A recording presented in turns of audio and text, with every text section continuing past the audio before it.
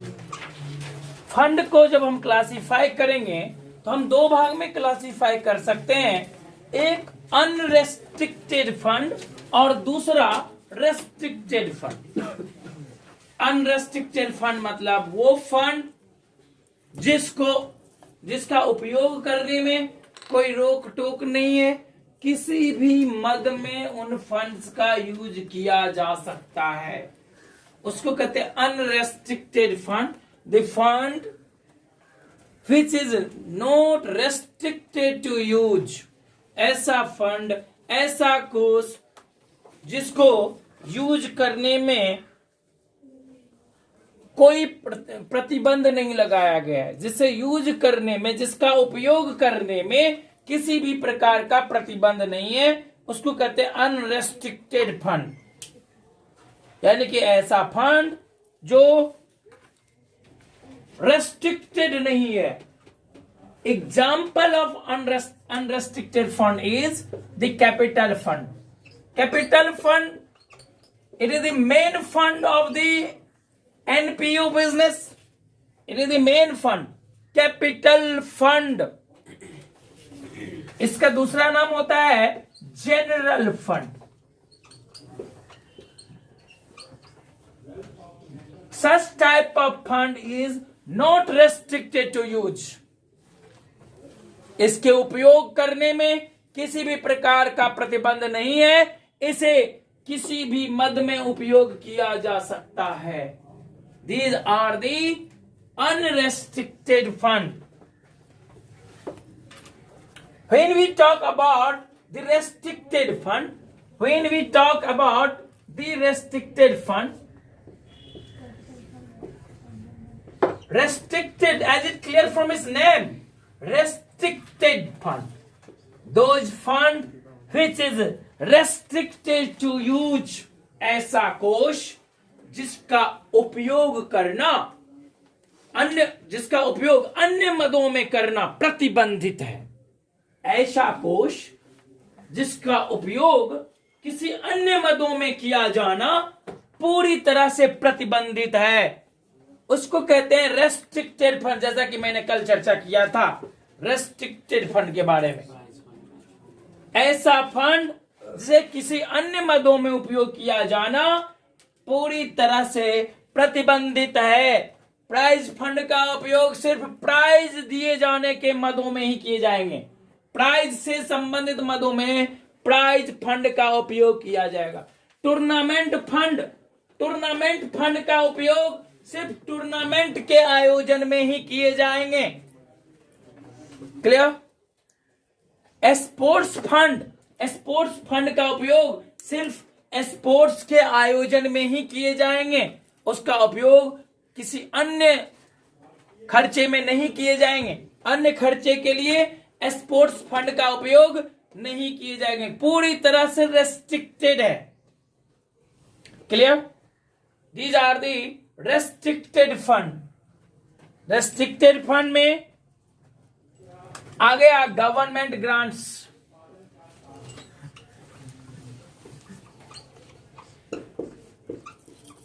Government grants are fully restricted to use, क्योंकि जिस काम के लिए गवर्नमेंट ने आपको ग्रांट्स दिया है, अनुदान दिया है, मैंने कहा था लाइब्रेरी को गवर्नमेंट लाइब्रेरी के बुक्स खरीदने के लिए गवर्नमेंट के द्वारा जो अनुदान दिए गए हैं, वो अनुदान पूरी तरह से रेस्ट्रिक्टेड है। लाइब्रेरी में बुक्स खरीदने के लिए गवर्नमेंट द्वारा दिया गया ग्रांट्स पूरी तरह से रेस्ट्रिक्टेड फंड है। इस फंड का उपयोग कहीं और नहीं किया जा सकता। उस फंड का उपयोग सिर्फ बुक खरीदने के लिए ही किया जा सकता है। उस फंड का उपयोग आप लाइब्रेरी बनाने के लिए नहीं कर सकते। लाइब्रेरी में कहीं पे प्लास्टर नहीं हुआ, उस फर्श पे टाइल्स बिछाने के लिए नहीं कर सकते, प्लास्टर करने के लिए नहीं कर सकते, सफेदी कराने के लिए नहीं कर सकते। सिर्फ उस फंड का उपयोग बुक्स खरीदने के लिए ही कर सकते हो। Government grants, these are the restricted fund. Endowment fund,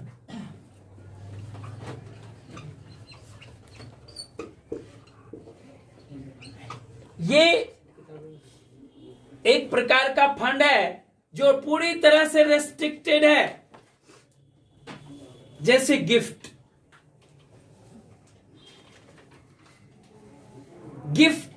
legacy,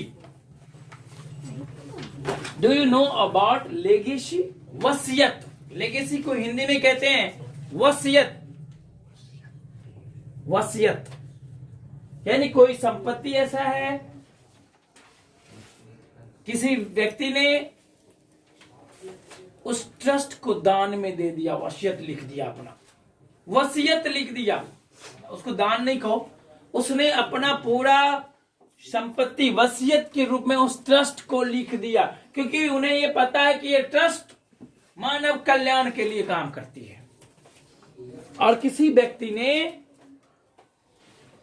मानव हित के लिए, लोगों के हित के लिए, सामाजिक हित के लिए अपनी संपत्ति, अपनी पूरी संपत्ति को वसीयत के रूप में उन्हें लिख दिया, उस ट्रस्ट को दे दिया, उस एनपीओ को दे दिया समाज सेवा के कार्य के लिए, तो उसको कहते हैं वसीयत। ये एक प्रकार का इंडोमेंट फंड है, ये पूरी तरह से रेस्ट्रिक्टेड है। क्लियर? इस गिफ्ट में भी यही बात है, अगर कोई गिफ्ट दिया जाता है वो पूरी तरह से रेस्ट्रिक्टेड फंड है। इंडोमेंट फंड में एक चीज कहा गया है कि इसके इंटरेस्ट अमाउंट का आप यूज कीजिए, जहां करना है करिए, लेकिन इसका मूलधन, इसका जो प्रिंसिपल अमाउंट है उसको आप खर्च नहीं करेंगे। प्रिंसिपल अमाउंट पूरी तरह से रेस्ट्रिक्टेड है, प्रतिबंधित है।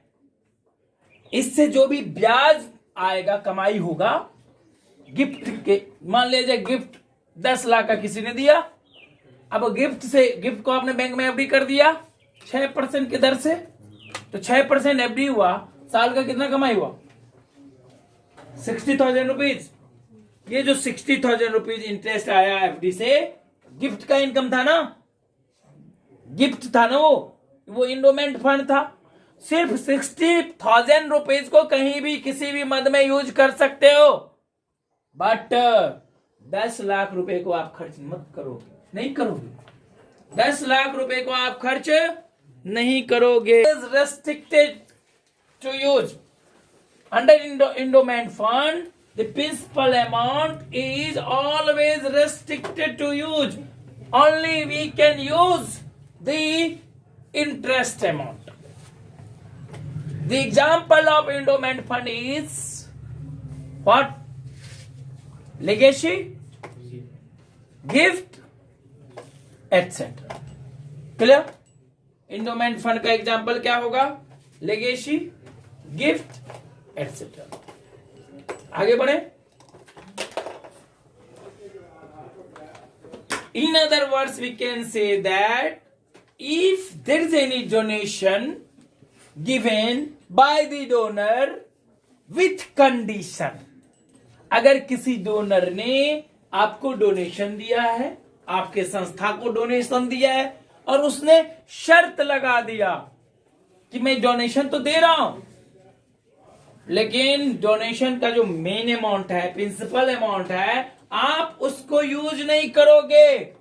इस डोनेशन को आप यूज नहीं करोगे, इसका जो इंटरेस्ट होगा सिर्फ उसी को यूज करोगे। रेस्ट्रिक्टेड हो गया ना, with conditions.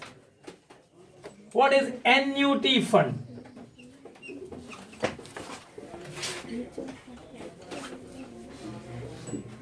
What is annuity?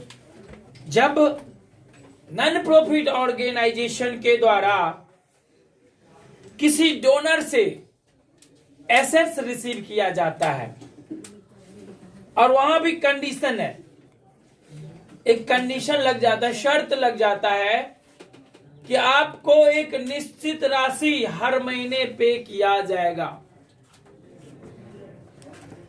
या एक निश्चित अवधि के बाद पे किया जाएगा। तो यानी कि डोनर जो है उसके द्वारा जो अमाउंट दिया जाता है उसमें एक शर्त है कि इस पैसे से किसी बेनिफिशियरी को, बेनिफिशियरी कोई और भी हो सकता है, थर्ड पार्टी, उसको हर महीने एक निश्चित राशि भुगतान किए जाएंगे। वहां पे एक एन्युटी फिक्स कर दिया जाता है। एन्युटी जो है एनुअली फिक्स कर दिया जाता है ताकि उसको साधारणतया पेमेंट किया जाएगा। That means we can say that annuity fund donation is the property of the organisation. Annuity fund donation जो है वो किसी ऑर्गेनाइजेशन का प्रॉपर्टी है। मैं एक एग्जांपल दूंगा। मिस्टर रामलाल ने हमारे एनपीओ को, ऑर्गेनाइजेशन को 50 लाख रुपए डोनेट किए और डोनेट करते समय उन्होंने कहा कि एक लड़का है, विकलांग है, बहुत छोटा है, मैं इस संस्था को ये जिम्मेदारी देता हूं, शर्त है ये कि ये संस्था उस लड़के को हर महीने 5,000 रुपए जिंदगी भर भुगतान करे। एन्युटी हुआ ना, हर महीने जिंदगी भर 5,000 रुपए भुगतान करे। तो वो जो लड़का है जो कि विकलांग है उसको आप बेनिफिशियरी कहोगे। क्या कहोगे? बेनिफिशियरी का मतलब समझ गए? मिस्टर रामलाल ने 50 लाख रुपए संस्था को दिया और इन्होंने शर्त रख दिया कि उस लड़का को, जो एक दिव्यांग लड़का है, पूरी तरह से दिव्यांग है, उसके परवरिश के लिए हर महीने ये संस्था उसे 5,000 रुपए मेंटेनेंस का खर्चा दे। दैट मीन्स ये जो 50 लाख रुपए है वो पूरी तरह से फिक्स है, ये ऑर्गेनाइजेशन का है, लेकिन मात्र 5,000 रुपए महीने उसके परवरिश के लिए दिया जाएगा। इसी 50 लाख से कमाई होगा और उससे 5,000 महीने उसको दिया जाएगा हर महीने, और लाइफ टाइम दिया जाएगा। तो ये एक शर्त हो गया। बेनिफिशियरी कौन हुआ? वो दिव्यांग, वो दिव्यांग लड़का जो है वो बेनिफिशियरी हो गया, उसको बेनिफिट मिलेगा ना इस फंड से। उसको कहते हैं एन्युटी फंड। एक होता है लोन फंड,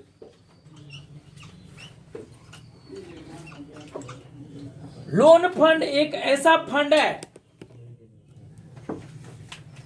जिसे भविष्य में लिए गए लोन के भुगतान के लिए सेटअप किया जाता है, और लोन फंड की राशि में से सिर्फ लोन का ही भुगतान किया जाता है। लोन फंड एक ऐसा फंड है जिस फंड के माध्यम से सिर्फ लोन का रीपेमेंट किया जाता है। लोन के मदों में खर्चे किए जाते हैं, अन्य मदों में इसका खर्चा नहीं किया जाता। इसको हम डेट फंड भी कह सकते हैं। लोन मतलब डेट ही ना। Clear? Next one is the fixed assets fund.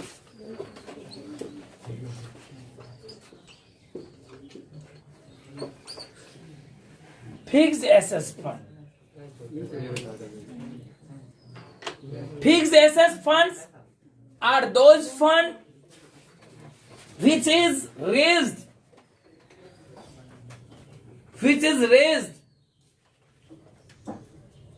to purchase of fixed assets in future।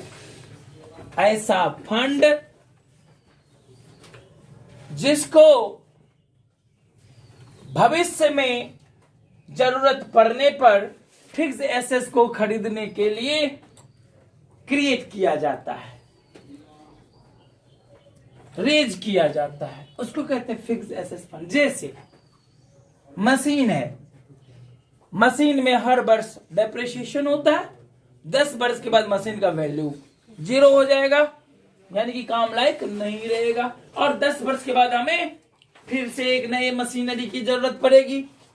तो अभी से हम एक फिक्स एसेट्स फंड का स्थापना, मतलब अभी से हम एक फिक्स एसेट्स फंड का निर्माण कर रखे हैं, ताकि भविष्य में जो हमें मशीनरी की जरूरत पड़ेगी तो मशीनरी के खरीदने के लिए इस फंड का उपयोग किया जाएगा।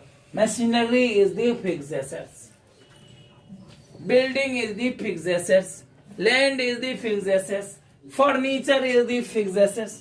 That means fixed assets fund can be used to procure the fixed assets only. Fixed assets fund का उपयोग सिर्फ फिक्स्ड एसेट्स के उपलब्धता के लिए ही किए जाते हैं, फिक्स्ड एसेट्स को खरीदने के लिए ही किए जाते हैं, अन्य मदों में इसका उपयोग नहीं करेंगे। It is restricted to purchase of fixed assets only. It is restricted to procure the fixed assets only, not in other items. It can't be used in other items. Have you any problem? Next one is the prize fund. I have already discussed about which prize fund. It is also restricted fund. Prize fund भी restricted fund है और इसका उपयोग सिर्फ prize वितरण के लिए ही किए जाएंगे, यानी कि पुरस्कार के मदों में ही इनको इन फंड्स का, इन कोष का उपयोग किया जाएगा। प्राइज फंड एक ऐसा फंड है जिसका उपयोग सिर्फ प्राइज वितरित करने में ही किए जाएंगे, अन्य मदों में इन फंड्स का उपयोग नहीं किए जाएंगे। ये पूरी तरह से रेस्ट्रिक्टेड है। हाँ, एक बात और बता दूं, ये जो रेस्ट्रिक्टेड फंड है, the income for restricted fund will be added in the restricted fund only. The income for restricted fund will be added in the restricted fund only. अर्थात restricted fund से के मदों में जो इनकम होगा वो restricted fund में जुड़ जाएगा। The expenditure regarding restricted fund will be decrease the restricted fund. That means prize हमने दिया, टोटल पहले से प्राइज फंड था, मान लेते हैं पहले से प्राइज फंड में पैसे पड़े थे 25,000 रुपीज, प्राइज हमने दिया इस वर्ष, वर्तमान वर्ष में हमने प्राइज अवार्ड किया, यानी कि यहां पे लिखते हैं लेस प्राइज अवार्डेड 10,000 रुपीज हमने प्राइज वितरित किया ना। अब हमारे पास प्राइज फंड में कितने पैसे रह गए? 15,000 rupees. It should be under the balance sheet. Balance sheet के कहां आएंगे? लायबिलिटी साइड में आएंगे। मैंने पहले ही बताया था, जितने भी फंड है ना, ये हमारे लिए क्या होता है? लायबिलिटीज होता है। सर, लोन फंड क्या? Yes ma'am. लोन फंड मतलब वो फंड जिसको सिर्फ लोन के पुनर्भुगतान के मदों में उपयोग किया जाता हो, ऐसा फंड जिसका उपयोग सिर्फ लोन को चुकता करने के लिए किया जाता हो, कर्ज को चुकता करने के लिए किया जाता हो, कर्ज के भुगतान के लिए किया जाता हो, इसे हम कहते हैं लोन फंड। इसमें लिखा है grant loan for specific purpose. The loan which is debt for us, जब हमने लोन लिया है, which is liabilities for us and we have to pay such loan, repay the amount of loan. जब हम loan amount repay करते हैं, this is liabilities for us. In that situation this is liabilities for us. Such amount, such fund is generated, such fund is raised to repay the debt amount, to repay the liabilities. This is loan. ये भी संभव है कि हम loan लेते नहीं है, loan देते हैं। किसे? हम अपने मेंबर्स को, अपने सोसाइटीज को, ताकि उनका वेलफेयर हो सके, उनका भला हो सके, हम इसके लिए लोन देते हैं। अगर हम लोन दे रहे हैं उनको, तो उसके लिए हमने एक फंड रेज किया, लोन फंड। इन मदों से हम लोन देने का काम कर रहे हैं, लोन वितरण करते हैं इसी पैसे से। आई बात समझ में? और एक फंड होगा वो लोन जिसका हम भुगतान करने के लोन फंड को रेज कर रहे हैं, जो लोन हमारे लिए लाइबिलिटी है, जिसे हम डेट कहते हैं, डेट फंड भी बोल सकते हैं उसको। Have you any problem? Sir endowment fund question is tournament fund. Tournament fund हमको दिया हुआ है पहले से ही, ये पहले से ही फंड चलता आ रहा है और ये पुराने बैलेंस शीट में दिया हुआ है। जैसा कि हमने बताया था कि कोई भी फंड बैलेंस शीट में दिखाया जाता है और ये लायबिलिटीज है, बैलेंस शीट के लायबिलिटीज में है। यानी कि पुराने बैलेंस शीट में टूर्नामेंट फंड 3,50,000 रुपया है। टूर्नामेंट का आयोजन किया गया और हमने टूर्नामेंट का खर्चा, टूर्नामेंट के मदों में खर्चा किया। टूर्नामेंट एक्सपेंसेस हमने 75,000 रुपीज किया। और टूर्नामेंट से हमें प्राप्तियां हुआ, जैसे टिकट की बिक्री हुई होगी, टूर्नामेंट टिकट की बिक्री हुई होगी और उससे जो हमें प्राप्तियां हुई है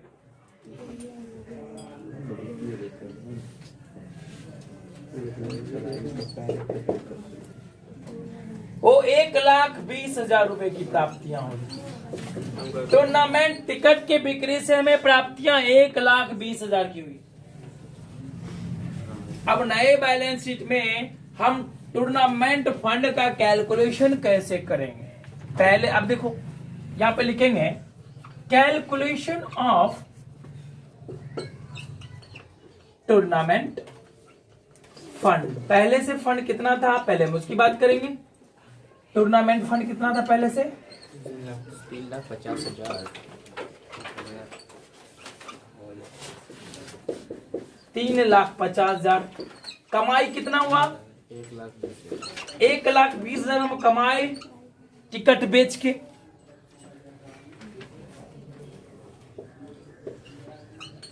रेसिप्ट्स फ्रॉम टूर्नामेंट, टिकट कह लो या सीधे लिखो टूर्नामेंट। कितना हो गया टोटल? 4,70,000 रुपए। खर्चे कितने हुए? लेस करेंगे, यहां पे ये ऐड कर देना, फंड में जुड़ गया। देखो उस फंड का मद, उस फंड का इनकम उसी फंड में जुड़ जाएगा, क्योंकि इसी फंड से रिलेटेड यह आमदनी था, इसीलिए यह टूर्नामेंट फंड में ही जुड़ गया। लेस करेंगे टूर्नामेंट से संबंधित खर्चा। टूर्नामेंट से संबंधित खर्चा को हम लेस कर दिए। ये हमारा 75,000 rupees.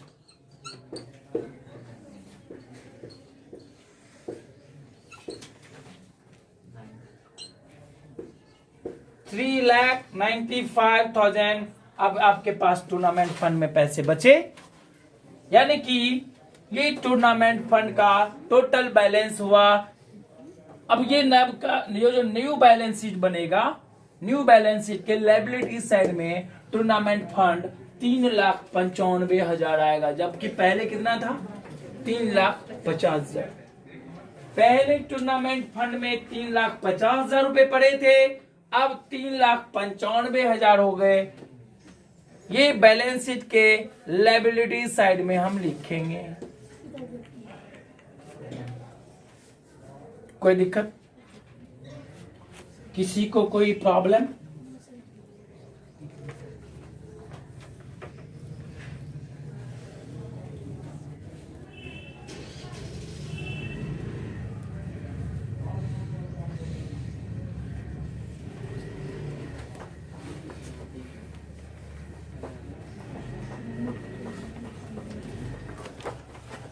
Treat the following items in the case of NPO tournament fund, tournament expenses received from tournament, same question आप बना सकते हो, कोई दिक्कत नहीं होगी। क्वेश्चन नंबर 3B,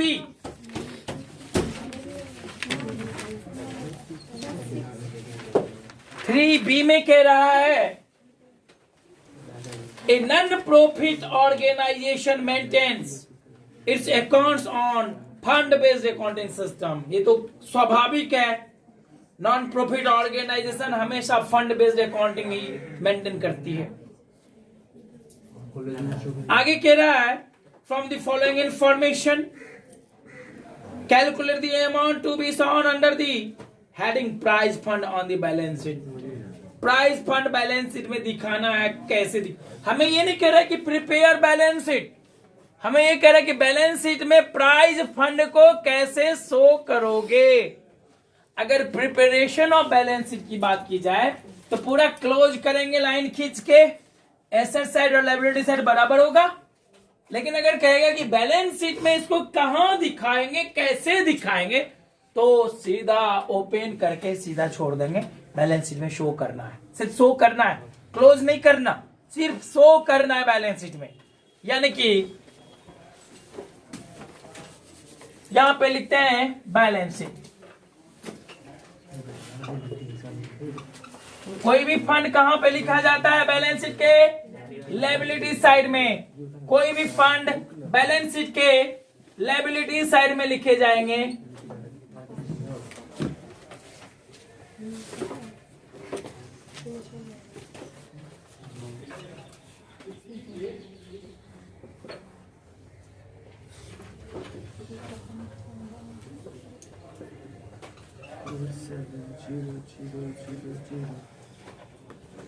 जब हम बात करें प्राइज फंड का, prize fund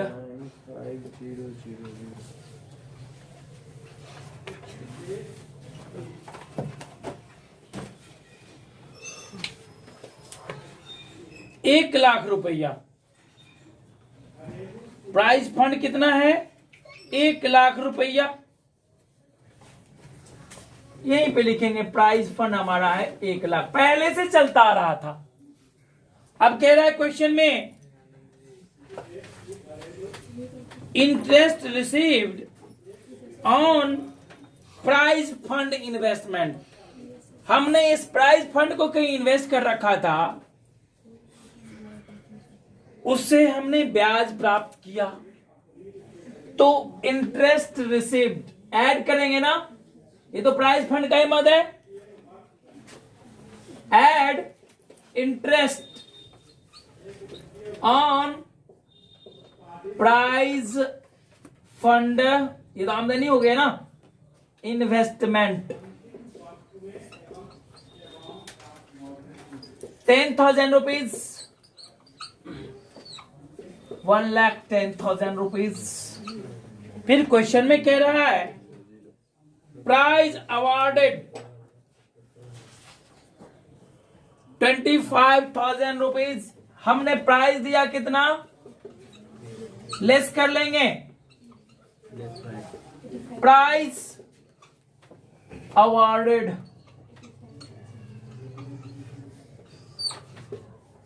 that means 85,000 is the liabilities in new balance sheet under prize fund।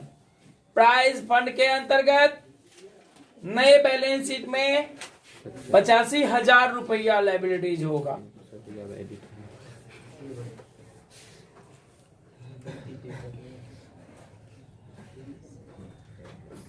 किसी को कोई दिक्कत इसमें? हमें क्वेश्चन में कह रहा है कि calculate the amount to be shown under the heading prize fund. हमें प्राइज फंड के हेड में क्या अमाउंट लिखना होगा इन द बैलेंस शीट। तो हमें बैलेंस शीट तैयार, हमें यहाँ क्लोज करने की जरूरत नहीं है, क्योंकि बैलेंस शीट में सिर्फ शो करना है, दिखाना है, हमें यहाँ पे क्लोज नहीं करना। बैलेंस शीट में हम कहां पे लिखेंगे, कहां पे दिखाएंगे, बस। अगर कहेगा कि प्रिपेयर द बैलेंस शीट, तब फिर हमें क्लोज करना होगा, दोनों साइड पूरा हर आइटम को लिखना होगा। यहाँ पे कुछ है ही नहीं, सिर्फ प्राइज फंड का मत दिया हुआ है तो कहते हैं कि कहां पे लिखेंगे, कैसे लिखेंगे, उसका कैलकुलेशन कैसे करेंगे, इस प्रकार करके। किसी को कोई प्रॉब्लम? नेक्स्ट क्लास में हम लोग इनकम एंड एक्सपेंडिचर अकाउंट पे चर्चा करेंगे, लेकिन आप लोग क्लास क्वेश्चन नंबर 6 तक कंप्लीट करके लाइएगा। क्वेश्चन नंबर 6 तक कंप्लीट करके लाना है SBPD से। Thank you.